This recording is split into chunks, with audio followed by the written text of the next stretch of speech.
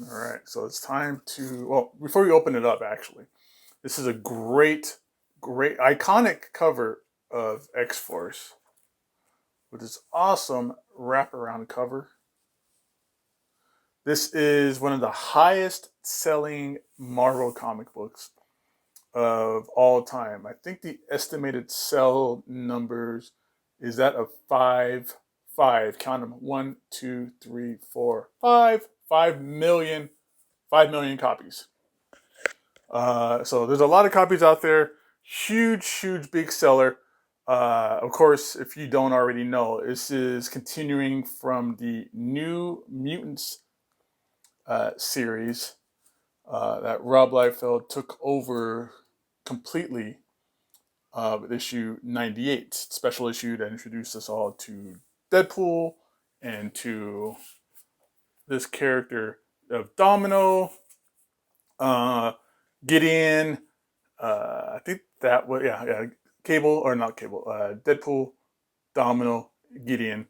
A little bit later on in '99, we got introduced to Shatterstar. '99 is also where, well, we'll see in here a little bit of our boy Roberto da Costa.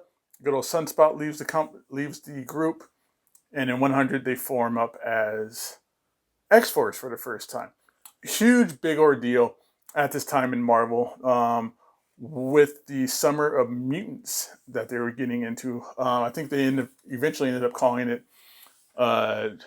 Mutant Genesis. I think they changed it from Summer of Mutants to Mutant Genesis, where you got lots of big changes for X-Force, X-Men.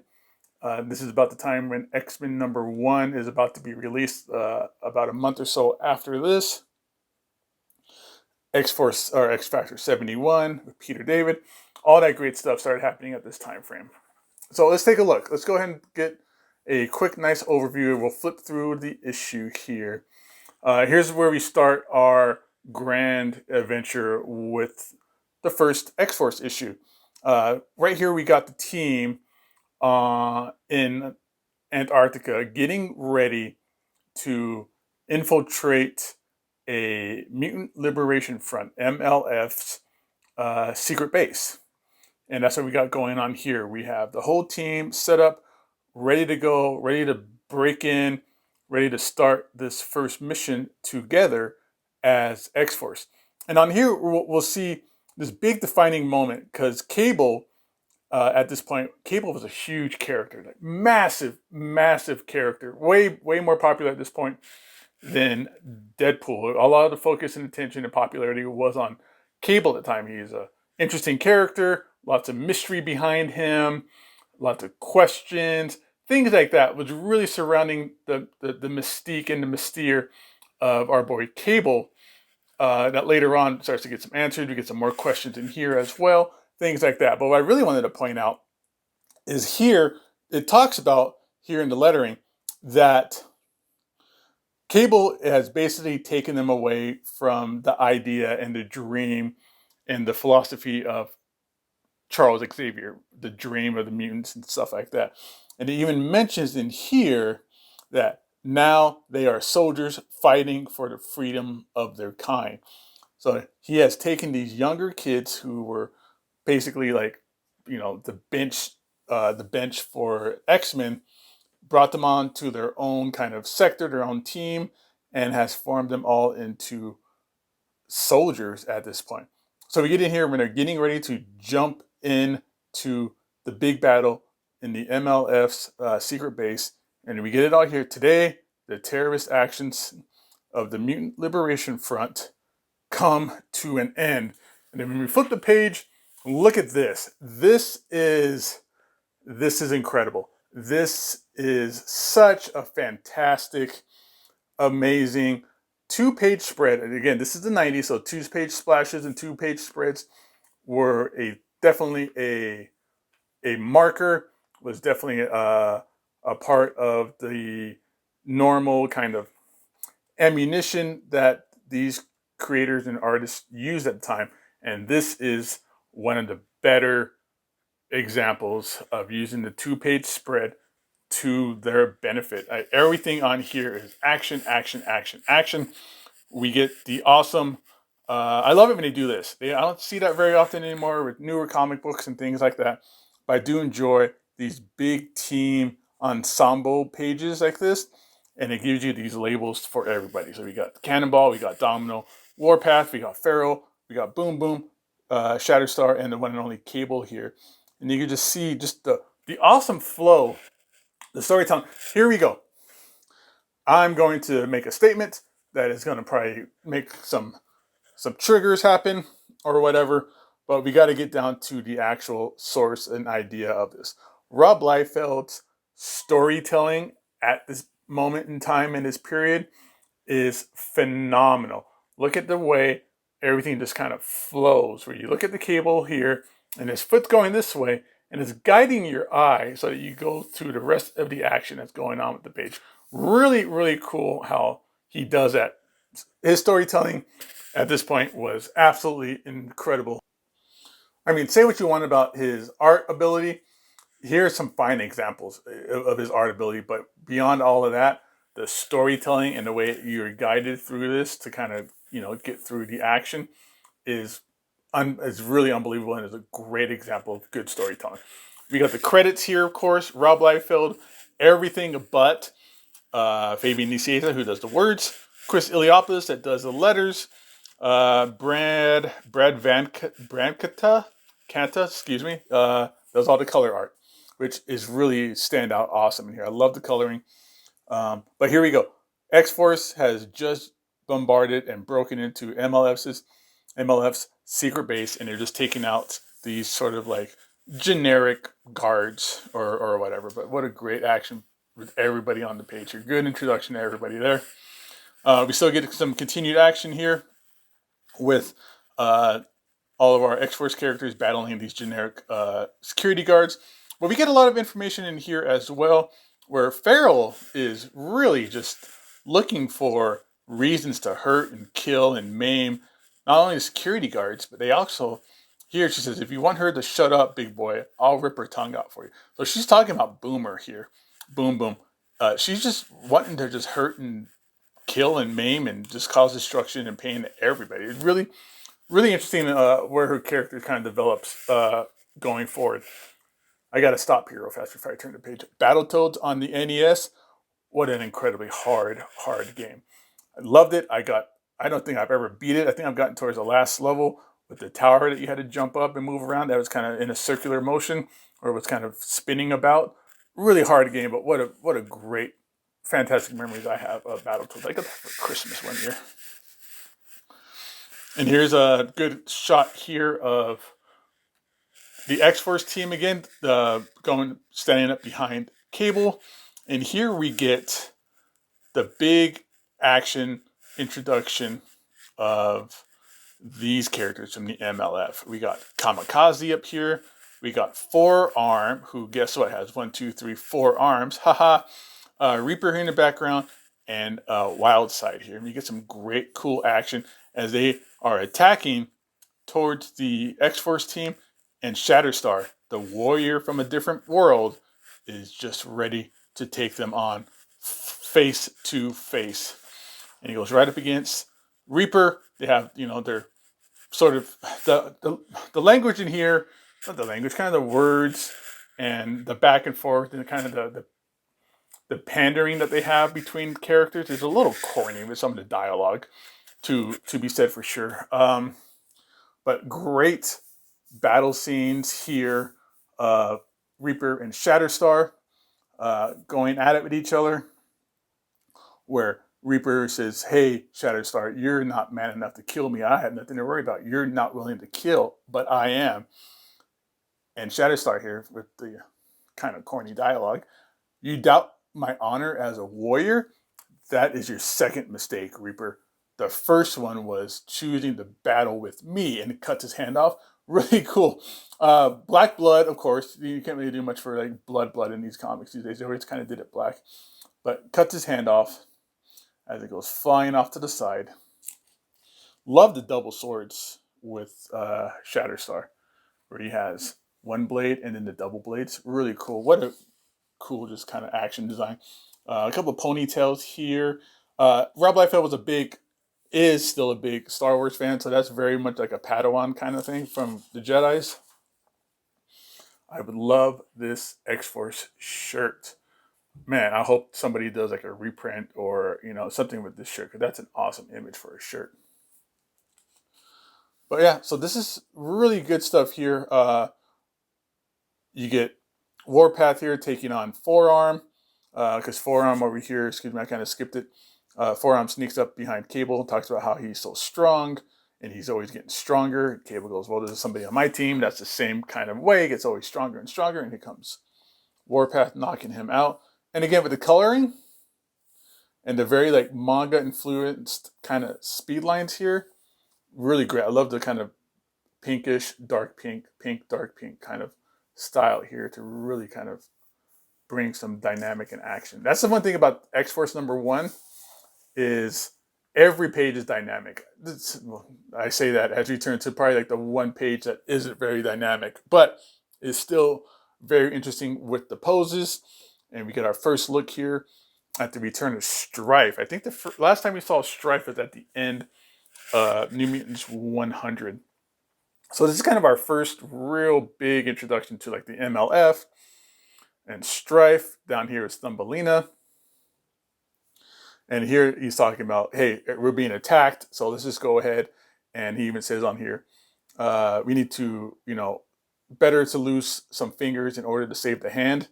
Is he's going to self-destruct the building that they are in that is being attacked. So they start the self-destruction mechanism, and we got a countdown happening here. And again, Pharaoh just going nuts and crazy against Wildchild here. Big fight scene. Nice, good panel layout, of course, again, with Rob Liefeld. If you haven't noticed already, there's always those jokes about Rob Liefeld not drawing feet, but every panel here has feet, pretty much for the most part. That gives you the chance to show feet, so whatever. Pharaoh breaks Wildchild's jaw, or rips out his tongue. Like she talks about ripping out his tongue, and then talks about he has a broken jaw now. Another great ensemble piece here. This is very reminiscent of the actual front cover, the way Pharaoh is stanced and the way that Cable is stanced. Really cool. Zero, the faceless, I think speechless. I don't think I've ever heard him really speak. Well, we can't hear anything, but seen like word bubbles or anything from him that I could remember at this point. But he does make portals, and he's just teleporting everybody out that he can right in the middle of the fight.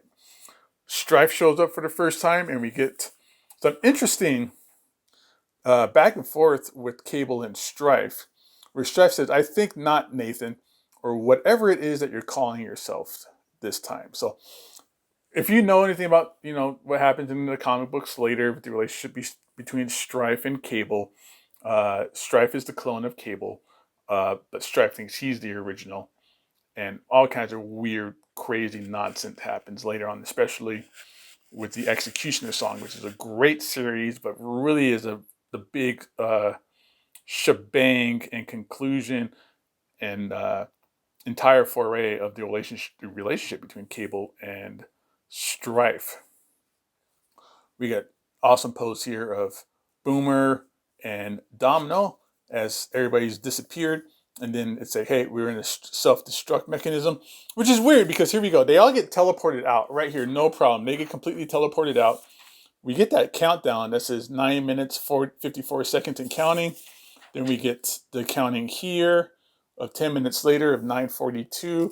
And I don't know what was actually honestly the point of the countdown, because 9 minutes, 42 seconds, and then they all just body slide out. So there wasn't like any dramatic countdown effect involved with that. Like, they didn't get down to zero and had to disarm a bomb or any of that kind of like action movie trope. There was a countdown for 10 minutes and a body escaped, like no problem, without any kind of big dramatic effect or countdown or anything like that. So that was an interesting idea that really didn't pan out. I don't know what happened there. They're in their spaceship, or not spaceship, but their cruiser aircraft here. going back to base. Then here we get a transition to Manhattan. They have dates on here, which is interesting. It starts out June 4th, June 5th. Really interesting with the dates. I don't know if there's anything particular of significance or importance with these dates, but they do have dates in here. Now we get the return of Gideon. We get Sunspot, who again, I don't think we've seen since issue 99 of New Mutants. But Gideon, we learn later on, is a part of a immortal group of mutants called the Internals. And he has recruited good old Sunspot to be kind of like his apprentice, where it comes down to him learning about business and learning about fighting and sharpening his skills on both sides of things, business and fighting. And this whole kind of big fight scene here, or training with these robots, is also teaching Sunspot about business and how to forcibly buy out a company, because that's what we're kind of talking about here, is how they're about to go to a 3:00 meeting at the World Trade Center so they could buy out this company called Jankos. So it's a big Jankos stock buyout that they're talking about. So it's a big training sequence, just fighting and talking about their next steps to forcibly buy out a company. We're back at Antarctica after the X-Force has already left. We got good old G.W. Bridge here, who is discovering that X-Force was here. He finds some of Cable's weaponry, because this kind of weaponry you can't duplicate, you can't break it down, because it's all, from the future of Cable. And this is really getting into, like, now they're going to get S.H.I.E.L.D. involved, and how now G.W. Bridge doesn't care about mutant or any like title or labels like mutant, humans. All he cares about is right or wrong, not hero or villain, but right or wrong. And at this point, he's really got a vendetta, or a very passionate to capture Cable and bring him down, that we talk about. And then we're here in the Adirondack Mountains in upstate New York, which is where the X-Force base is. And these panels here describes, it's a conversation between Cable and Cannonball, but describes, it's really cool how they do this. I like when they do this kind of stuff, and they kind of show you the base. You kind of get a tour of their base. And they talk about, Boom Boom hooked up to cable TV. Now they get 200 channels. Ooh, 200 channels. Wow. 200 channels, but they still can't find anything to read. It talks about their training facilities and all this in just a 4-panel kind of quick catch-up and guided tour, practically, of their training base. And they're in the garage. It's Cannonball and Cable. They're having a discussion about, hey, why do you have such a fierce, what's the relationship between you and Stryfe? Like, what's going on here? And Cannonball seems to already know the story about Cable's son, Tyler. And they talk about how Tyler and Cable were so very close. They drifted apart. He joined Stryfe, and from there he died during a terrorist operation. So it's this kind of, it gets better on in the X-Force series, where Cable kind of starts becoming more of a mentor figure than more of like a soldier boss kind of figure. And it kind of starts out here. Domino shows up, and as Domino shows up, Cannonball takes off. And this is the first time here that we see Cable use his telekinesis power. And they bring it up. Domino's talking about, what are you doing? Like, people can, you might get seen. Like, you got to be careful, because you're trying to be Mr. Secretive, but you're doing these things, like using these other mutant powers that you never told anybody about. So you really got to be careful about how you expose yourself, because once they find out little things like this, they're going to start asking more and more questions. So it really gets into their relationship together, and how she's the only one who knows about this mutant power that he has. They obviously have some kind of history together. And so it's establishing all of that. And then here is the board meeting of Gideon, Sunspot with the Janko buyout. And this is Arianna Jankos, who's the executive head of the company. And she does not want her company to get bought out. And in order to prevent that from happening, she gets some help. Not like a corporate lawyer, not like a buyout lawyer, or anything like that. She gets Black Tom Cassidy, of all people, to help her out. This isn't a business situation at this point anymore. It is now a hostile takeover. In the more literal term, we're now, Black Tom Cassidy is threatening to take everybody hostage in order to prevent this buyout. I'm not sure how important this company is or what's going on with this kind of business savvy relationship, but Black Tom Cassidy is taking everybody hostage in order to prevent this hostage takeover buyout from Gideon's company. Here we get GW Bridge talking to Nick Fury, of course, the head of S.H.I.E.L.D., and it's basically GW Bridge getting permission from Nick Fury to bring in Cable under any circumstance whatsoever. You have the authority to do whatever's necessary, Bridge. So just it again establishes and pushes forward that passion and desire for this mission that Bridge has to take on Cable and bring him in. And that's it. At this point here, Bridge says, hey, I need our security company to access and speak with Department K, because now it's time to call in Weapon X. Dun, dun, dun. And if you guys know anything about X-Force number 2, Weapon X, we're talking about Garrison, that Weapon X. So the next issue, number 2, is where our boy Deadpool makes his big second appearance. Unless you want to somehow, some people want to consider this a second appearance with this Cable guide. That's a rough breakdown of, what we know about everybody. Not much really said here because everything is, this person is mysterious. This person is mysterious. The mysterious warrior from another dimension. So there's a lot of mysterious stuff here and here. Not a lot of information, but it's fun.